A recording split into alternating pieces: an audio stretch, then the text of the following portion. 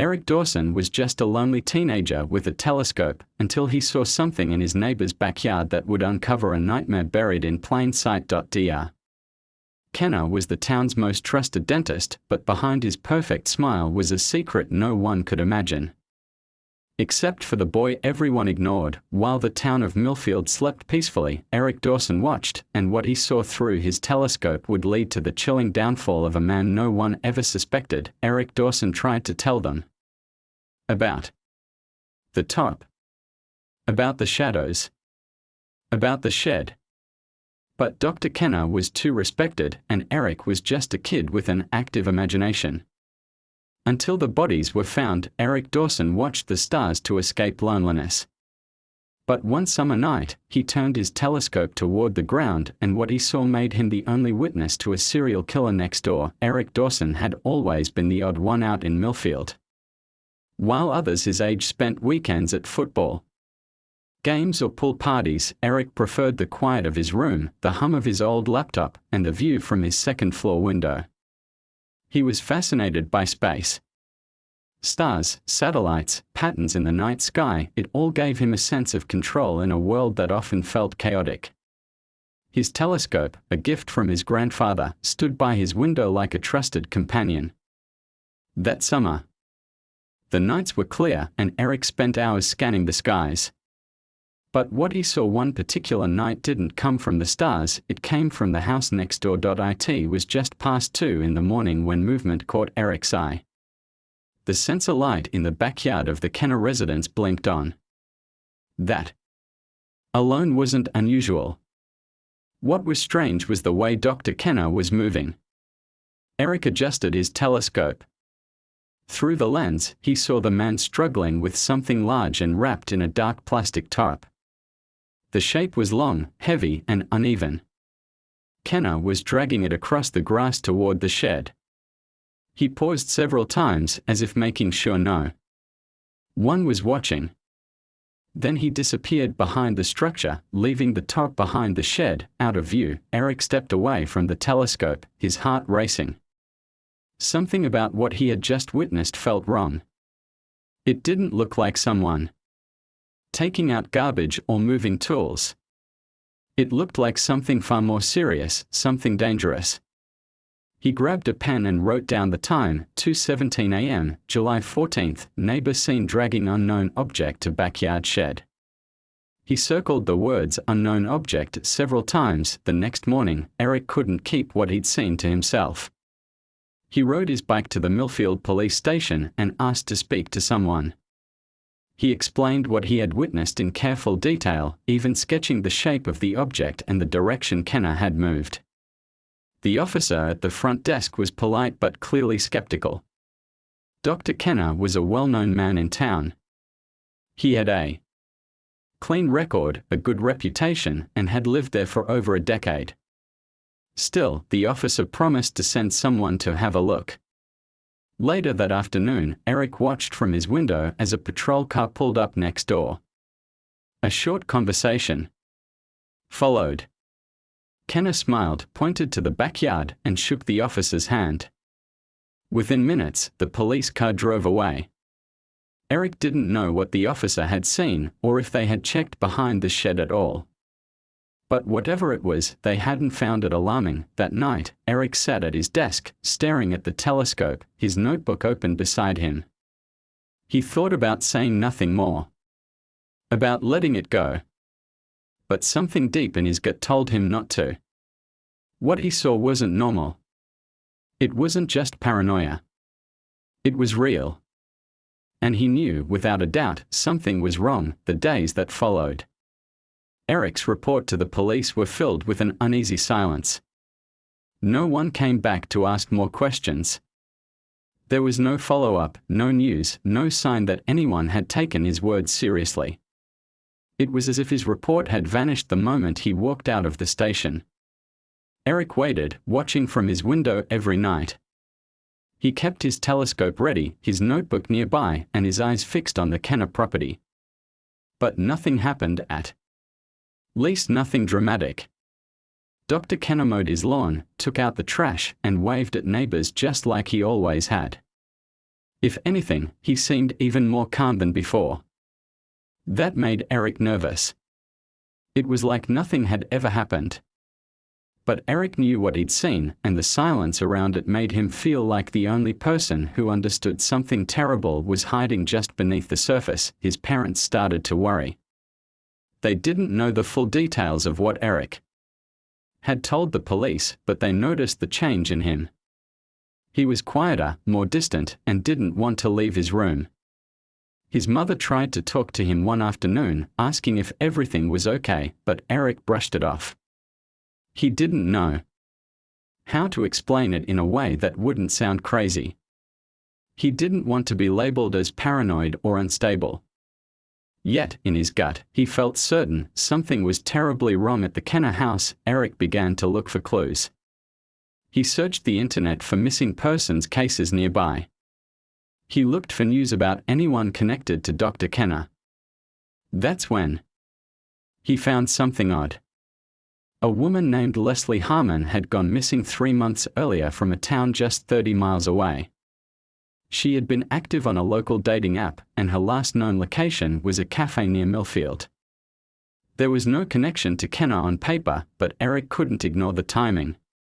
He printed out her photo and pinned it next to his telescope. He also made a note of the day she went missing, April 22nd. That date stuck with him. Late one night, he watched again.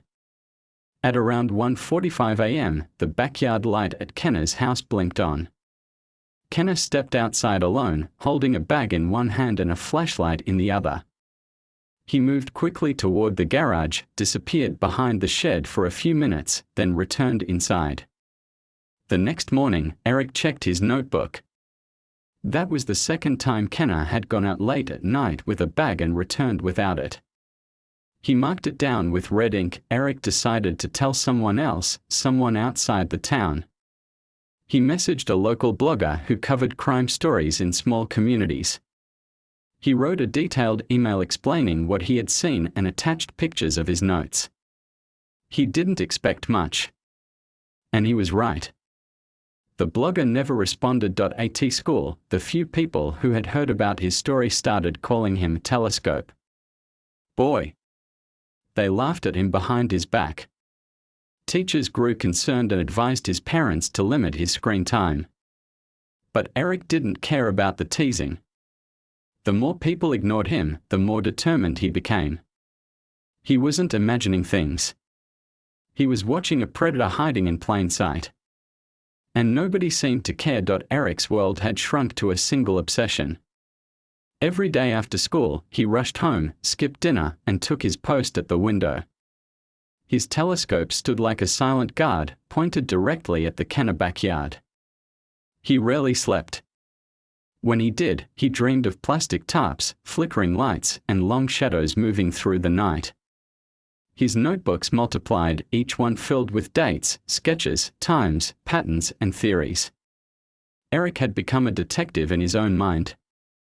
And every small movement from the Kenner property was a clue waiting to be understood. His parents grew more concerned with every passing week. They didn't know what to do. They tried taking away the telescope, but Eric waited until they went to sleep and used it anyway. He had become too deeply invested. To him, stopping meant someone else might get hurt.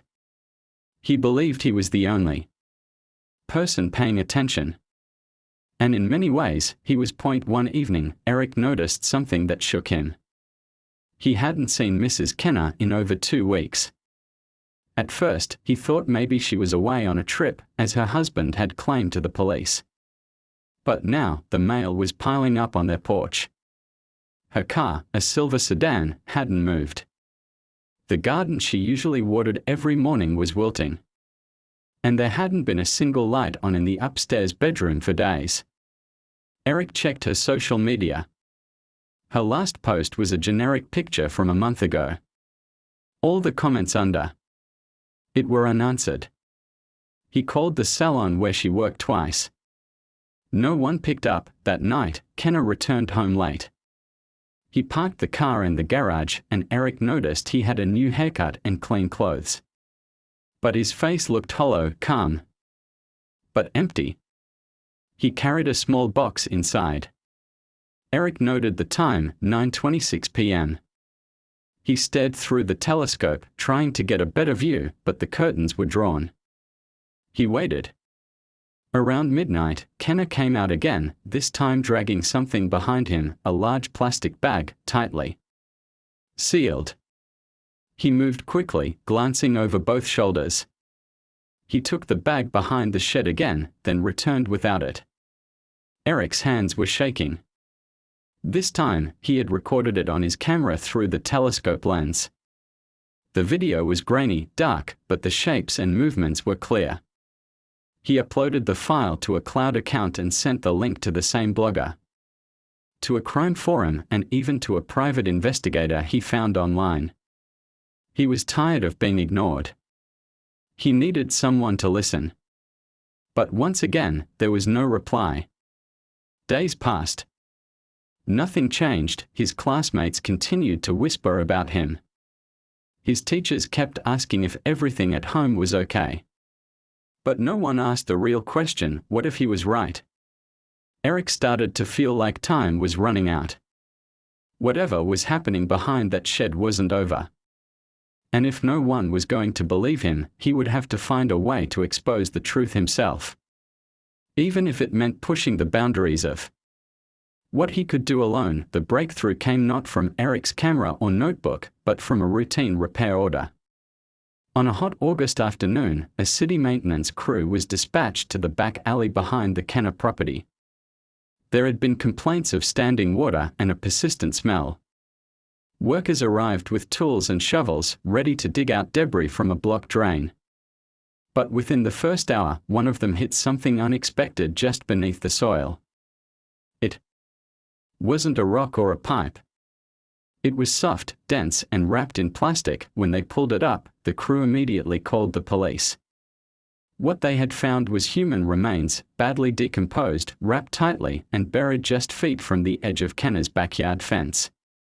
By nightfall, the alley and surrounding yards were sealed off with police tape. Investigators combed the area with flashlights and gloves, marking the ground with flags and evidence tags. Word spread quickly, and soon neighbors stood outside their homes in stunned silence. The man they had waved to each morning was now at the center of a possible homicide. As the police widened their search, cadaver dogs were brought in. Within hours, more remains were discovered, this time under the Kenner shed, beneath a thin layer of concrete. Officers broke through the floor and found what they hadn't dared expect: multiple bodies, each carefully wrapped and concealed. Forensic experts worked into the early morning hours, identifying what would later be confirmed as 3 missing women from neighboring towns. Each woman had vanished over the last 2 years, with no connection between them until now. Dr. Kenner was arrested at his dental office without resistance. He said nothing during the arrest, offering only a cold stare as he was led into the back of a patrol car. The town of Millfield was stunned. News trucks arrived the same day, and by the evening, the story had gone national. Everyone wanted to know how a respected dentist had managed to hide such darkness for so long. But those who had lived next to him for years didn't have answers. Only one person did, and they had ignored him. Eric stood behind the police tape, clutching the notebook he'd filled page by page for months. He watched as officers moved in and out of the backyard, documenting evidence he had tried to warn them about. His eyes locked on the shed, the same shed he had seen Kenner vanish behind countless times through his telescope. It was no longer just suspicion. It was fact. Detectives soon found themselves reviewing Eric's notes. His observations, dates, and footage helped reconstruct a timeline of Kenner's movements, aligning with the disappearances.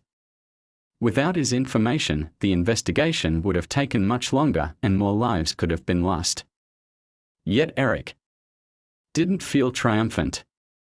He felt numb. He had tried to tell them. He had gone to the police, shared his recordings, even begged strangers online to listen. But nobody had believed him. Not until bodies began to surface from the ground. The story of Eric Dawson spread fast. Overnight, he became the center of a media storm. Headlines called him the teen who saw the truth and the boy who caught a killer. Reporters knocked on his door. TV crews parked outside his house. Everyone wanted to talk to the teenager who had warned the world about Dr. Kenner before. Anyone else saw it coming. But Eric didn't feel like a hero. He didn't feel proud or relieved. All he could think about was how long it had taken for anyone to listen and how many chances were missed before the truth finally came out. At school, everything changed. The same classmates who once mocked him now looked at him with wide eyes and nervous smiles. Teachers who had brushed him off now praised his sharp instincts. But their words felt empty.